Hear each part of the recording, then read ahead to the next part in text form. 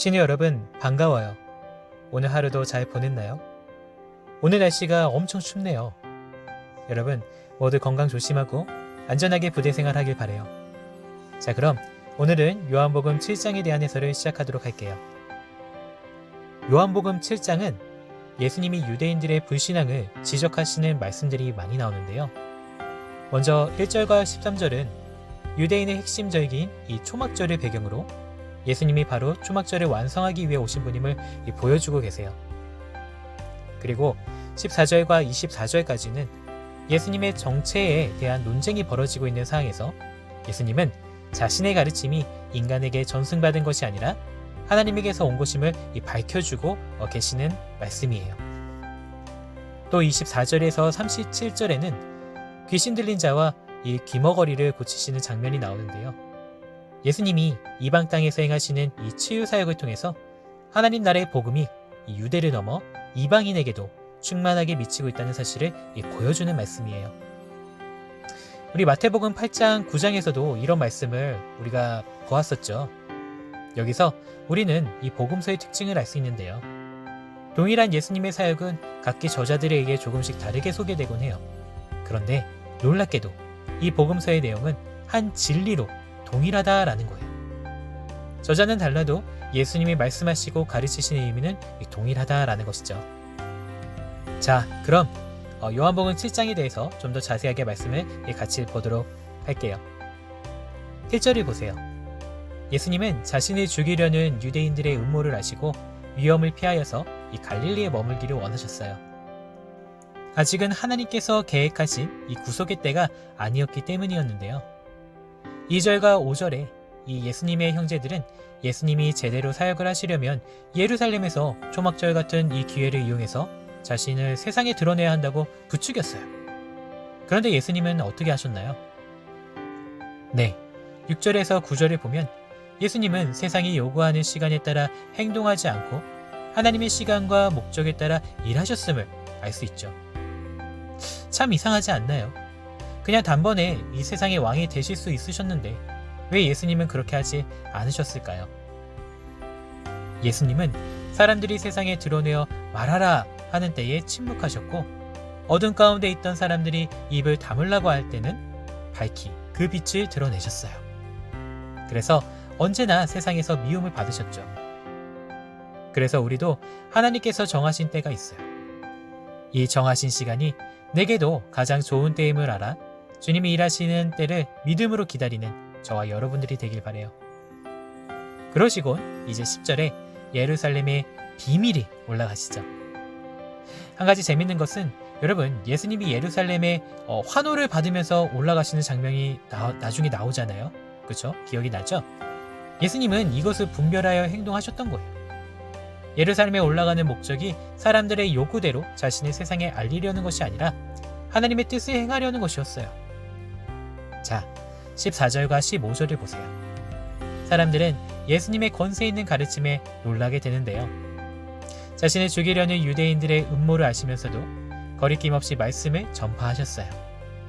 사람들은 예수님이 어디에서 그런 가르침을 받았는지 궁금했어요. 여러분, 어디서 이런 가르침이 나왔을까요?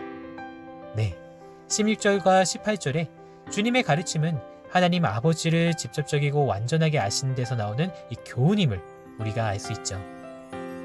예수님은 자신에게서 나오거나 누구에게서 교육을 받아 가르치는 것이 아니라 오직 자신을 보내신 아버지의 말씀을 받아 전하고 그분의 영광을 구했어요.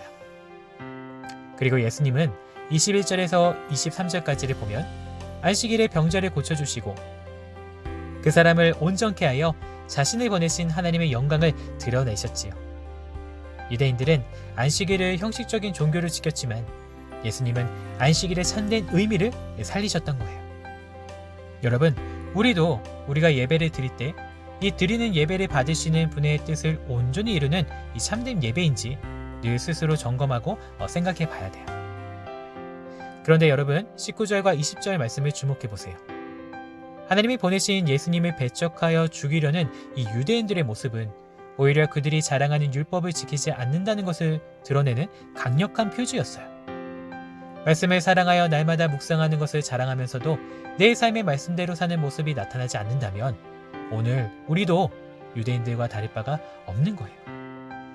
그리고 15절과 24절을 보면 유대인들은 예수님의 가르침을 받으면서도 예수님의 겉모습에 대한 편견으로 하나님이 보내신 메시아를 보지 못했어요. 우리도 말씀을 대할 때 내 편견과 지식 때문에 하나님의 영광을 보지 못하는 어리석음에 빠지지 않도록 항상 조심하는 저와 여러분이 되기 바라요. 자, 예수님은 또 이어서 24절과 31절을 보면 유대 땅을 떠나 이 두루와 시돈, 데가볼리 이방 지역에 두루 다니시면서 하나님 나라의 복음을 전파하시는 장면이 나오는데요. 당시 이방인들에게는 유대의 정결법이라는 높은 장애물 때문에 하나님께 나아갈 수 없었어요.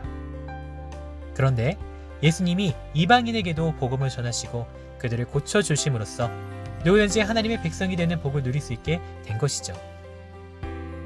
25절에서 30절에 예수님은 수로보니게의 여자의 믿음을 보시고 그의 딸을 구원해 주시는데요. 그런데 그 인자하신 예수님은 처음 그 여자의 간청을 들었을 때 냉정히 거절하시는 것 같은 반응을 보이셨어요. 그런데 여러분도 알고 있듯이 이것은 그 여자를 모욕하기 위한 것이 아니라 여자의 믿음을 공개적으로 드러내시면서 누가 과연 하나님 나라의 잔치에 참여할 수 있는 진짜 자녀인지를 밝히시기 위한 의도가 담겨 있었던 것이죠.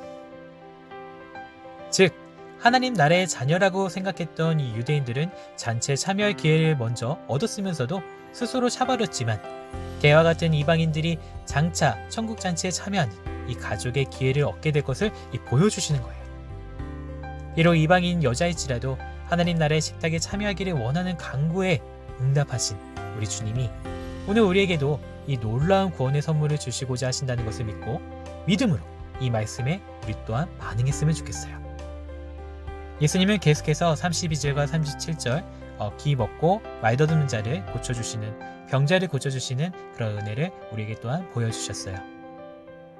여러분, 오늘 밤은 부스러기만으로도 충분하다며 예수님의 복음을 믿은 이 수로보니게의 여인의 믿음을 생각해보고 나로 하여금 어떤 믿음에 도전하게 하는지 생각해보는 그런 시간이 되기를 바라요. 자, 이렇게 오늘 요한복음 7장을 읽어보았어요. 신우 여러분 수고했고요. 오늘 하루도 잘 마무리하고 내일도 힘차게 또 건강하게 기분 좋은 하루가 되길 바라요. 샬롬, 내일 또 봐요.